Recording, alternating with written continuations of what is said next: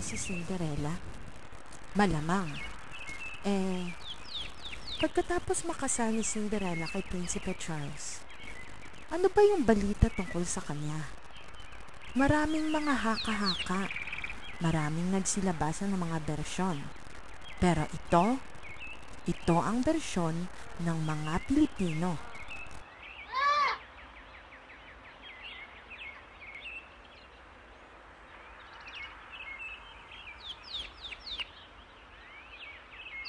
Ang Cinderella Part 2, A Tale of Tragedy.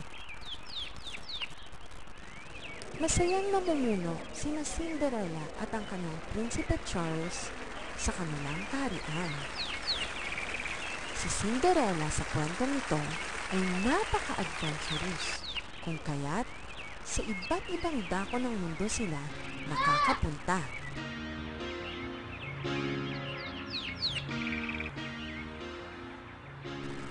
Ngunit isang araw, sa kaharian ni na Cinderella, ay nainip siya, kung kaya't nakaisip siya ng isang ideya. Kinausap niya ang kanyang prinsipe at sinabi nito na ilipat ang buong kaharian nila sa ibang bansa. Dahil mahal na mahal ng prinsipe si Cinderella, ay pumayag naman ito sa kagustuhan ng isa. Kung kaya't kinaumagahan mismo, ang prinsesa, ang prinsipe, at ang buong kaharian ay naglakbay upang makahanap ng bagong malilipatan.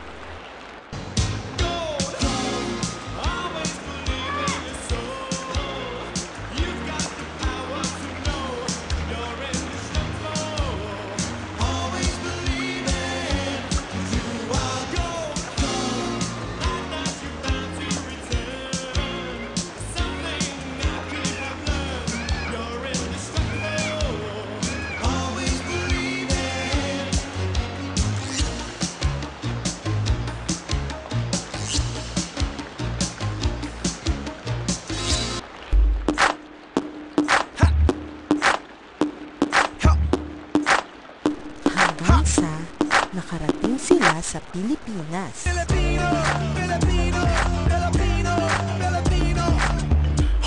Oh my! Ayan na ang hinahanap ko! Ang alin?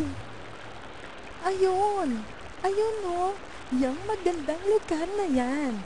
Yan ang ating bagong malilipatan!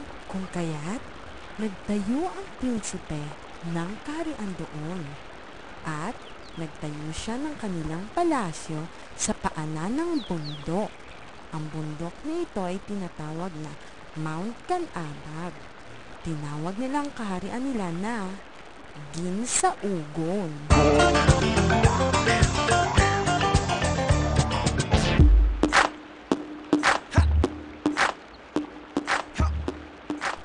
Ano naman kaya ang nangyari sa mga stepsister at stepmother ni Cinderella? Grabe talaga yan si Cinderella. Inagaw niya sa akin si Prinsipe Charles. I so hate her! Galit at inggit pa rin ang nararamdaman ng mag-ina para kay Cinderella. Huwag kayo mag-alala. Makakaganti rin tayo sa Cinderella niyan balang araw. Galit at inggit pa rin ang nararamdaman ng mag-ina para kay Cinderella. Ako naman, wish ko na magkaroon ako ng superpowers. Superpowers! Para mapataob ko na si Cinderella. Oh my! Ano yung nakikita ko? Is that a magic bato? Ito na yata. Ito ata ang counterpart ng magic bato ni Darna. Kailangan mabuhat ko to at malunok ko. Teka, pupuntahan ko muna si Mami. Alam niya kung ano ang gagawin. Ako dapat ang nilunok ng bato kasi ako yung nagbuwis ng may superpowers. Hindi, ikaw. Kailangan ako. Dahil ako naman ang nakakita ng batong yan. Huwag na kayo mag-away. Para walang away, hatiin na lang natin ang bato. Malaki naman yan eh. Hinati nila ang bato, ngunit ang pinakamalaking bahagi ay syempre nasa nanay at nilunok na nila ito. Samantalang, sa palasyo ay naglilihi na si Cinderella. Pinaglilihian niya ang buko.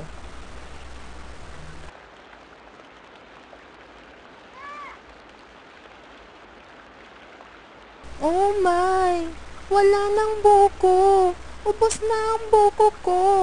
Prinsipe Charles! Prinsipe Charles! Kunan mo ko ng buko! Ubos na yung buko eh! Pero wala nang buko. Ubos na ang buko sa bundok. Naubos mo na, Cinderella, mahal ko. Hindi! Hindi ako mabubuhay ng walang buko. Kunan mo ako ng buko. At kung wala na, magtanim ka. Magtanim ka, Prinsipe Charles, ng buko. At syempre, nagtanim nga si Prinsipe Charles ng buko. Inakyat niya ang matarik na bundok.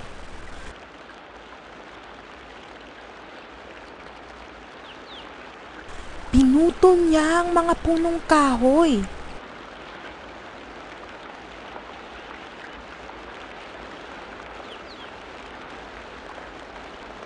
Samantalang, pinalitan niya naman ito ng niyog na may mababaw lamang na ugat.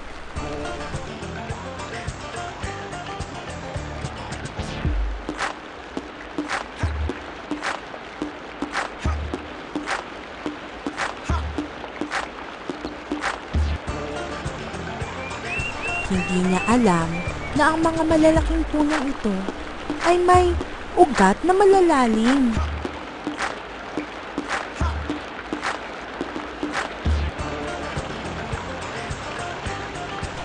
Yun ang nangyari sa bundok ng Canabag. Buwan yun ng Pebrero, ang taong 2006. At habang naglilihi si Cinderella, ang mag-iina naman ay nag-ensayo ng kanilang kapangyarihan.